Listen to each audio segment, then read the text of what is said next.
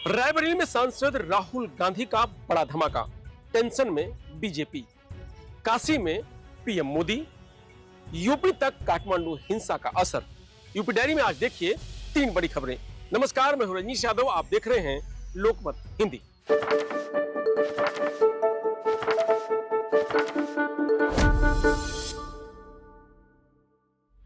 रायबरेली में गुरुवार को कांग्रेस सांसद राहुल गांधी ने कहा कि हम गारंटी करके वोट चोरी के सबूत देने वाले हैं। हम जल्द विस्फोटक सबूत देंगे। भाजपा के लोग इरिटेट हो रहे हैं। मैं कहना चाहता हूं कि इरिटेट मत होइए, क्योंकि हाइड्रोजन बम आएगा तो सब साफ हो जाएगा। Thank you sir. FIR पे आप कल बोल रहे थे, उसको लेकर आप काफी जो है वो इशू बनाया गया, क्या कहेंगे सर इस पे? सर इशू तो बिहार में है जी, थोड़ा माइक नीचे की जी सर इशू मेन महाराष्ट्र में, हरियाणा में, कर्नाटक में इलेक्शन चोरी किया गया है सर हमने ब्लैक एंड व्हाइट सबूत दिया बेंगलोर सेंट्रल का। अरे आगे क्या कर रहे हैं यार? आने वाले समय में हम और आदि डायनामिक एक्सप्लोसिव आपको सबूत देने वाले हैं। पूरे देश में नारा चल रहा है, वोट चोर गद्दी चोर का नारा चल रहा है। बीजेपी आग ऐसे फैल रहा है क्योंकि सच्चाई है और हम आपको दिखाएंगे। हिंदुस्तान के युवा, आप अच्छी तरह सुनिए सर सच्चाई है। वोट चोरी करके सरकारें बन रही हैं। हम गारंटी करके आपको प्रूफ देने वाले हैं। राहुल जी सर, आज की बैठक में क्या रहा? बीजेपी के लोग एजिटेट हो रहे हैं, मैं उनसे कहना चाहता हूं आप एजिटेट नहीं होइए, क्योंकि हाइड्रोजन बम जब आएगा सारा का सारा साफ हो जाएगा। बता दें कि राहुल गांधी 2 दिवसीय रायबरेली दौरे में बुधवार को आए थे। यहां उन्होंने दिशा की बैठक के साथ मीडिया से बात की। मीटिंग में राज्य मंत्री दिनेश प्रताप सिंह राहुल गांधी के बगल में बैठे नजर आए। दिनेश प्रताप सिंह वही मंत्री हैं जिन्होंने बुधवार को राहुल गांधी के दौरे का विरोध किया था। वह राहुल के रास्ते पर बैठ गए थे, जिस वजह से कुछ देर के लिए काफिले को रोक दिया गया था। राहुल गांधी की इसी बैठक का विधायक मनोज पांडे ने बहिष्कार कर दिया। दिशा बैठक में उन्होंने पीएम मोदी की मां को गाली देने वाले मामले में निंदा प्रस्ताव लाने की मांग की। राहुल ने इसका समर्थन नहीं किया। इसके बाद मनोज पांडे बैठक बीच में छोड़कर बाहर आ गए। उन्होंने कहा कि राहुल गांधी का रवैया बहुत अड़ियल है। देश के पीएम की मां को बिहार में उनके मंच से गाली दी गई, यह देश की मांओं का अपमान है। मनोज पांडे रायबरेली की ऊंचाहार सीट से विधायक हैं। सपा से हाल ही में उनको पार्टी से निष्कासित कर दिया गया था।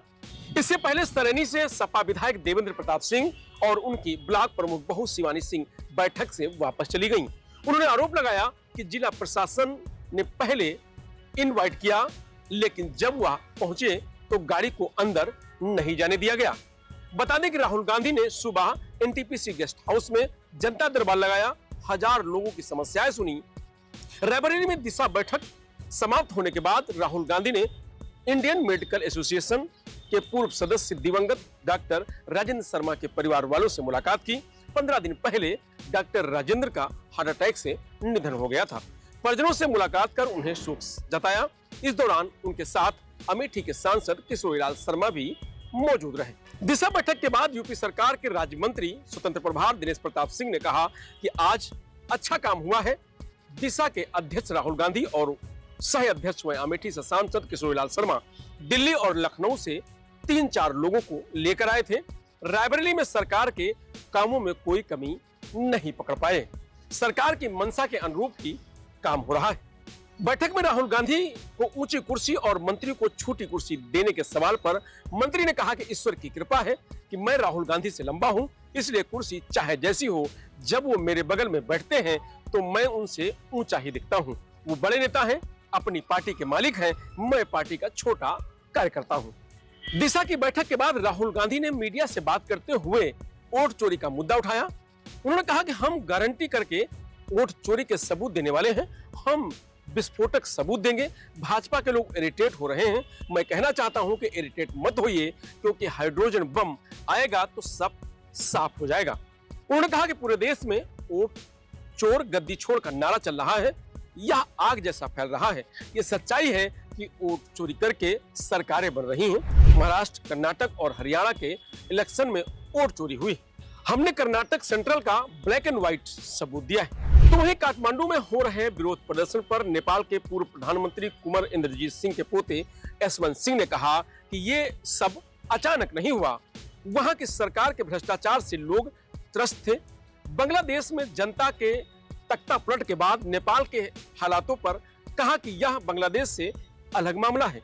नेपाल में 8 सितंबर को छात्रों के एक संगठन ने प्रदर्शन का आह्वान किया था। काठमांडू में यह शांतिपूर्ण प्रदर्शन भ्रष्टाचार के खिलाफ था। इस प्रदर्शन में लोगों की संख्या इतनी ज्यादा हो गई कि सरकार घबरा गई। लोगों को हटाने के लिए उसने बल प्रयोग किया। इसी बीच सरकार ने एक बड़ी गलती कर दी और फायरिंग के आदेश दे दिया। फायरिंग में रबर बुलेट के भी इस्तेमाल हो सकते थे, मगर वहां पर लोगों को सीधे गोली मार दी गई। नियमों के खिलाफ जाकर फायरिंग हुई, जिसमें 20 से अधिक मासूम लोगों की जान चली गई। 500 से ज्यादा लोग गंभीर रूप से घायल हुए। जो लोग ट्रॉमा सेंटर में भर्ती हैं, उनके रिश्तेदारों पर लाठी चार्ज हुआ, उनको गिरफ्तार किया गया। इससे लोगों का गुस्सा और ज्यादा भड़क गया। यशवंत सिंह ने कहा कि एक के बाद एक घोटाला नेपाल को तोड़ रहा था। नेपाल के लगभग 40 लाख लोग अपने देश के बाहर काम करते हैं। अपने लोगों से संपर्क बनाने के लिए वह लोग सोशल मीडिया का इस्तेमाल करते हैं। ऐसे में सोशल मीडिया बंद करने के सरकार के कदम ने लोगों में और ज्यादा गुस्सा भर दिया था। नेपाल की जो आय हो रही थी वह आम जनता तक ना पहुंचकर भ्रष्ट राजनीतिक लोगों तक जा रही थी। नेपाल में पिछले 17 सालों में 15 सरकार बदल चुकी हैं।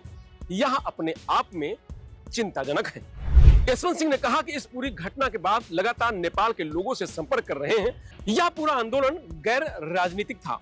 इस महा आंदोलन को आम जनता का समर्थन मिला, जिसके बाद भ्रष्ट राजनीतिक लोग घबराए हुए हैं, मारे जा रहे हैं और अपना घर छोड़कर भाग रहे हैं। सालों से लोगों के अंदर जो गुस्सा भरा था वह निकल रहा है।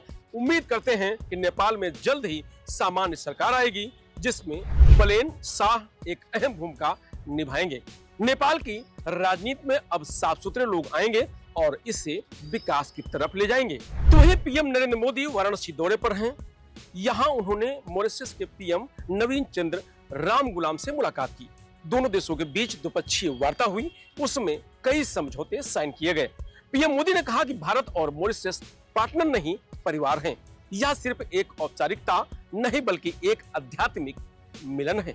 वहीं मॉरिशस के पीएम डॉक्टर नवीन चंद्र रामगुलाम ने कहा कि भारत मॉरिशस की प्रगति और विकास की यात्रा में हमेशा साथ रहा है।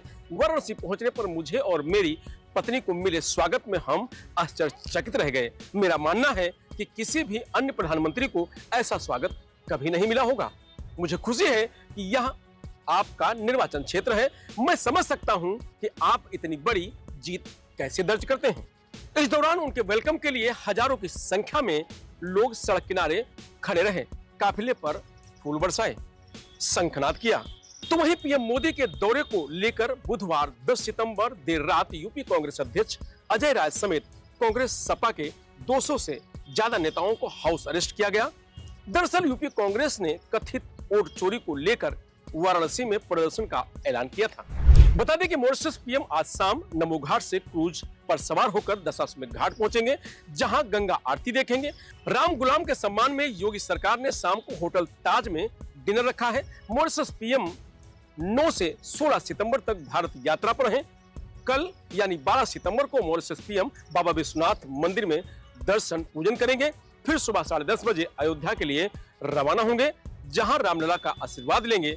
मॉरिशस के पीएम बुधवार शाम को काशी पहुंचे थे। मॉरिशस पीएम तिरुपति बालाजी भी जाएंगे।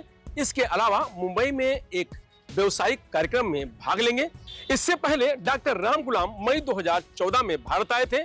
तब वे प्रधानमंत्री नरेंद्र मोदी के शपथ ग्रहण समारोह में भाग लेने वाले एकलौते गैर सार्क नेता थे। फिलहाल यूपी डायरी में आज इतना ही। कल फिर मिलेंगे नई खबरों के साथ। तब तक आप बने रहिए लोकमत हिंदी के साथ। नमस्कार।